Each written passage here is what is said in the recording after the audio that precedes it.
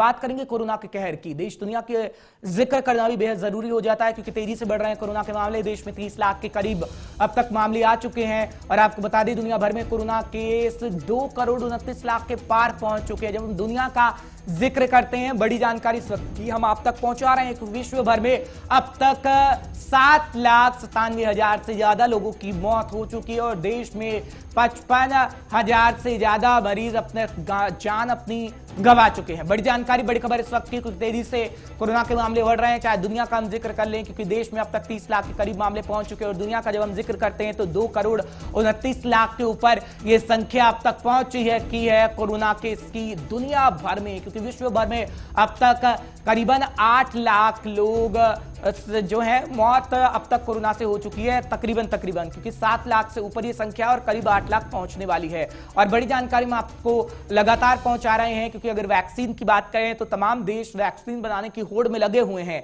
चाहे फिर किसी भी देश का हम जिक्र कर लें। क्योंकि अमेरिका की जहां तक हम बात करते हैं, अमेरिका भी वैक्सीन का ट्रायल चल रहा है। भारत के अंदर 20 जगहों पर इसका ट्रायल चल रहा है जिसकी जानकारी हम आप तक पहुंचा रहे हैं। लेकिन बात करें अगर मौतों की संख्या की तो कहीं ना कहीं मौतों का आंकड़ा दुनिया भर में बढ़ भी रहा है क्योंकि देश भर के अंदर 55,000 से ज्यादा मरीज अपनी जान गंवा चुके हैं। और बात करें अगर मरने वाले लोगों की संख्या की तो उसका आंकड़ा लगातार बढ़ता भी जा रहा है। पिछले 24 घंटे का जिक्र करना भी बेहद जरूरी है क्योंकि पिछले 24 घंटे के दौरान 200 से ज्यादा लोगों ने अपनी जान गंवा दी है। अनूप सिंह ज्यादा जानकारी के साथ हमारे साथ जुड़ रहे हैं, तमाम जानकारी वो आप तक पहुंचाएंगे। अनूप, दुनिया भर का जब हम जिक्र करते हैं 2 करोड़ से ऊपर अब तक कोरोना संक्रमित मरीजों की संख्या हो चुकी है। अगर भारत की हम बात करें तो भारत में बड़ी तेजी से मामले कर रहे हैं, लेकिन जिस चीज का इंतजार है, वैक्सीन का जो इंतजार है, अब ये कहा जा रहा है कि 20 जगहों पर वैक्सीन का ट्रायल चल रहा है, 20 राज्यों में और 20 जगहों पर जो वैक्सीन का ट्रायल चल रहा है। अच्छी खबर कहीं ना कहीं कुछ दिनों में आ सकती है, लेकिन सावधानी और सतर्कता बरतनी होगी। अनु बिल्कुल हर सही कह रहे हैं कि जिस तरीके से 15 अगस्त को प्रधानमंत्री लाल किले से संबोधन किया था, उनका कहना था कि देश में भी वैक्सीन का लगातार उस परीक्षण चल रहा है, लगातार कोई तीसरे स्टेप पर है, कोई दूसरे स्टेप पर है वैक्सीन बनाई जा रही। लेकिन उसके बीच में जिस तरीके से जो सावधानी के लिए जो प्रधानमंत्री नरेंद्र मोदी संदेश दिया था या लगातार देते आ रहे हैं, लेकिन कहीं न कहीं उस पर अब कुताही देखने को मिलती है। खासकर उत्तर प्रदेश की बात करें तो जिस तरीके से कोरोना संक्रमित जो आंकड़ा है वो लगातार एक नया रिकॉर्ड बनाता दिखता है और मौत का आंकड़ा लगातार बढ़ रहा है। उसका सीधा हर्ष आपको बता दें, मैं हजरतगंज चौराहे पर खड़ा हूं। आज चूंकि विधानसभा 55 घंटे का लॉकडाउन है और 55 घंटे के लॉकडाउन की तस्वीर मैं आपको दिखाना चाहूंगा। ये तस्वीर 55 घंटे की लॉकडाउन की है। ये हजरतगंज चौराहा है, काफी यहाँ पर जो भीड़ भाड़ इलाका है, लेकिन अब कोई यहाँ पर इस तरीके से ऐसी कुछ बात नहीं है कि लॉकडाउन यहाँ पर चल रहा है। लखनऊ में जो आने जाने वालों पे पूछताछ की जा रही है। आप देख सकते हैं कि सामने बैरिकेडिंग तो लगी है लेकिन कोई पुलिस वाला नजर वहां पर नहीं आएगा क्योंकि अभी तक पिछले अगर देखा जा रहा था कि यहाँ पर पुलिसकर्मी यहाँ पर खड़े होते थे, लोगों से पूछते थे कि आप कहाँ जा रहे हैं। अगर अनावश्यक लोग निकलते थे उनको वापस करते थे, उनको प्रोत्साहन देते थे कि अपनी जान बचाओ, इस तरीके से उनसे अपील करते थे। लेकिन कहीं ना कहीं अब वो मामला धीरे धीरे खत्म हो चुका है। लोगों के अंदर जो खौफ था वो खत्म हो चुका है। पुलिसकर्मी कहीं ना कहीं जो सड़क पर नजर आते थे वो कहीं अब नजर नहीं आते हैं। तो सीधा मामला ये है कि जिस तरीके से आंकड़े बढ़ रहे हैं, खासकर लखनऊ की बात करें तो कभी 700 निकल आते, कभी 800 का आंकड़ा पार हो जा रहा है, तो कभी 600। लखनऊ उत्तर प्रदेश में जो जिला है, चूंकि यहाँ पर सब कुछ सिस्टम यहीं से चलता है, मुख्यमंत्री यहाँ रहते हैं, पूरे स्वास्थ्य विभाग का महकमा यहाँ रहता है। ऐसी जगह से अगर पूरा जिला जो टॉप पर उत्तर प्रदेश में रह रहा है तो कहीं ना कहीं यही शायद कारण है कि लोगों के अंदर जो खौफ है वो खत्म हो चुका है। जो लोगों को मानना चाहिए और खासकर जो अभी तक सरकारी तंत्र लगा था वो भी कहीं न कहीं निराश हो चुका है। मुझे लगता शायद यही वजह है कि लखनऊ में जो आंकड़े दिन पर दिन एक रिकॉर्ड नया बना रहे हैं, शायद यही वजह से लगातार मिलते जा रहे हैं। हर्ष, बिल्कुल अनूप, क्या योगी सरकार इतनी लापरवाह है जब कैबिनेट के अंदर मौत हो जाती है कोरोना की वजह से?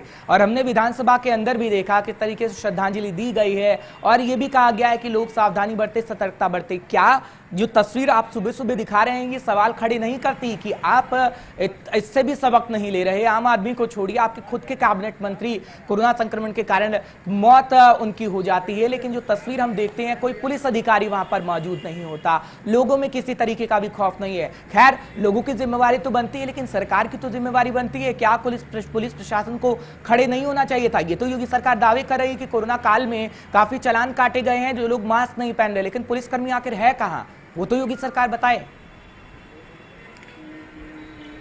बिल्कुल, हर सवाल उठता है कि जिस तरीके से सुरक्षा को लेकर या फिर मुख्यमंत्री योगी आदित्यनाथ लगातार बैठक करते हैं, चाहे टीम 11 के साथ हो या फिर अधिकारियों के साथ, उनको लगातार निर्देश दिए जाते हैं। और खासकर जो 55 घंटे का लॉकडाउन जुलाई आते ही लगाया गया था, उसका मकसद सिर्फ ये था कि क्योंकि जिस समय जुलाई और अगस्त का महीना हालांकि संचारी रोग हावी होते हैं, ऐसे में जो 55 घंटे का लॉकडाउन होगा, ऐसे में जो लोग हैं अपने घरों में रहेंगे और जो नगर निगम है या फिर फायर जो विभाग है वो लगातार एक सफाई अभियान चलाएगा, जिसके तहत जो दुकानें होंगी जो 5 दिन खुला रहती हैं, कहीं ना कहीं वायरस होगा वो मरेगा, जिससे कोरोना जो फैलने से रुकेगा, लगातार जो उसकी चेन लगातार बढ़ रही उसको रोकने में कहीं ना कहीं कामयाबी मिलेगी। लेकिन 1-2 सप्ताह के बाद वो आम तौर तरीके से हो गया। अब कोई ना तो नगर निगम की कोई गाड़ी दिखती है चौराहे पर, ये चौराहा वही है जहां पर जो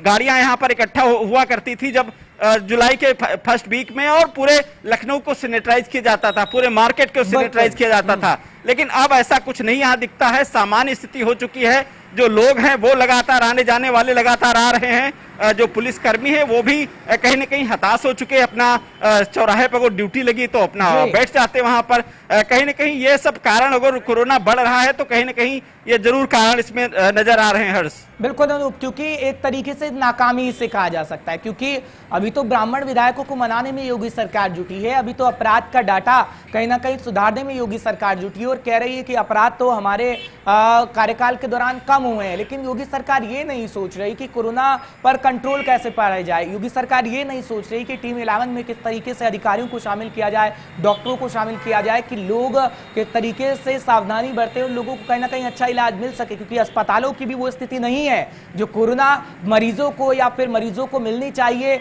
जो कागजों में दावे किए जाते हैं। बिल्कुल हर्ष, ये बिल्कुल सही बात है कि जमीनी हकीकत कुछ और है और फाइलों की हकीकत कुछ और है। अगर जमीनी हकीकत में जाते हैं तो अस्पतालों की बहुत अच्छी स्थिति नहीं है, क्योंकि अब कोई ऐसे लखनऊ में, हालांकि मुख्यमंत्री योगी आदित्यनाथ ने पूरे उत्तर प्रदेश की बेडों की संख्या मांगी थी, जिसको लेकर उसके बाद कहीं न कहीं स्वास्थ्य विभाग में हलचल मची थी। लेकिन अब वाकई ऐसी स्थिति आ गई है कि अगर कोरोना संक्रमित निकल आते हैं तो उनसे या तो घर में कह दिया जाता आइसोलेट हो जाओ, या फिर उनके घर में ऐसी स्थिति नहीं होती, जो कि बहुत सारे निम्न वर्ग के लोग रहते हैं जिनके घर में एक ही कमरे में वो लोग रहते, परिवार का गुजारा करते हैं। तो ऐसे स्थिति में वो घर में आइसोलेट नहीं हो सकते हैं, तो उनको अस्पताल ले जाने की जरूरत पड़ती है। अब ऐसे में जो एम्बुलेंस होती है वो कभी-कभी चाहे सिविल अस्पताल की बात करें, होगा अपनी जनता के लिए कि आखिर कैसे कोरोना पर कंट्रोल लगाया जा सके। बहुत बहुत शुक्रिया अनूप तमाम जानकारी हम तक पहुंचाने के लिए, क्योंकि WHO भी अलर्ट जारी कर चुका है कि आगे आने वाली स्थिति कहीं ना कहीं भयानक रहेगी। लेकिन आंकड़े आपको बताएंगे, क्योंकि देश दुनिया का जिक्र हम कोरोना को लेकर कर रहे हैं और ग्राफिक्स के जरिए आपको समझाना चाहेंगे कि किस तरीके से आगे आने वाली स्थिति और भी भयावह हो सकती है, क्योंकि WHO पहले ही ये जिक्र कर चुका है। खैर, यूपी की हम बात कर रहे हैं तो यूपी में कोरोना के एक्टिव केस 1 सितंबर को पीक पर होंगे, ये जानकारी हम आप तक पहुंचा रहे हैं, क्योंकि तेजी से कोरोना के केस बढ़ रहे हैं। साथ ही साथ आपको यह भी बता दें कि मोस्ट लाइकली मॉडल के मुताबिक इस दिन के यूपी में तकरीबन 63,943 एक्टिव केस होंगे।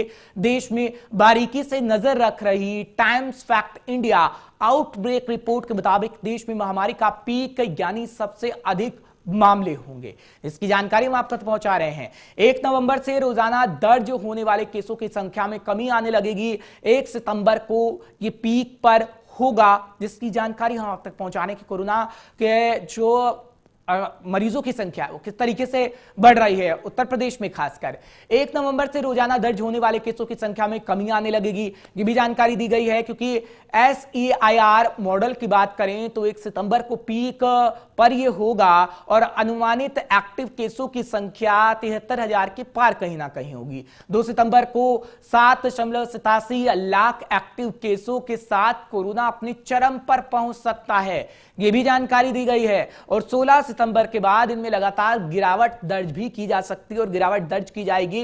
जिस तरीके से एक यह अध्ययन किया गया है, कि आकलन किया गया है, जिसकी जानकारी हम आप तक पहुंचा रहे हैं और ग्राफिक्स के माध्यम से ये जानकारी हम आपको दे रहे हैं किस तरीके से पीक स्तर पर यह पहुंचेगा कोरोना, और आगे आने वाले दिनों में यानी सितंबर में और नवंबर में किस स्थिति से लोगों को गुजरना पड़ेगा। क्योंकि इसके बाद 17 नवंबर से रोजाना दर्ज होने वाले केसों की संख्या बढ़ने लगेगी और देश में कोरोना मरीजों के ठीक होने की दर भी 74% तक जा पहुंची है।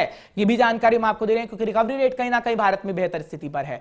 कर्नाटक, बिहार, आंध्र प्रदेश में अब क्रमशः 12-12 और 14 दिनों में मरीज डबल होते जा रहे हैं, बढ़ रहे हैं कोरोना के मरीज। बिहार की, कर्नाटक की बात करें और ज्यादातर राज्यों में केस बढ़ने की रफ्तार कहीं ना कहीं नियंत्रण में है। और क्योंकि 40 राज्यों का जब हम जिक्र करते हैं तो कहीं ना कहीं नियंत्रण स्थिति में नजर आती है, लेकिन दिल्ली, मुंबई, पुणे जैसे शहर कोरोना का चरम पार कर गए हैं। यह जानकारी भी कि महाराष्ट्र, तमिलनाडु, गुजरात, तेलंगाना, पश्चिम बंगाल, दिल्ली में लगातार मामले बढ़े और मध्य प्रदेश और हरियाणा में ग्रोथ रेट 3% से नीचे आ गया है। यह भी जानकारी हम आपको दे रहे हैं कि इस तरीके से हरियाणा और मध्य प्रदेश का जिक्र करना भी बहुत जरूरी है, क्योंकि 1 नवंबर से रोजाना दर्ज होने वाले केसों की संख्या में कमी आने लगेगी। यह अध्ययन किया गया है, एक आकलन किया गया है, जिसकी जानकारी हम आपको दे रहे हैं कि किस तरीके से मामले बढ़ेंगे भी और एक तरीके से रिकवरी रेट भी कहीं ना कहीं बढ़ेगा। वो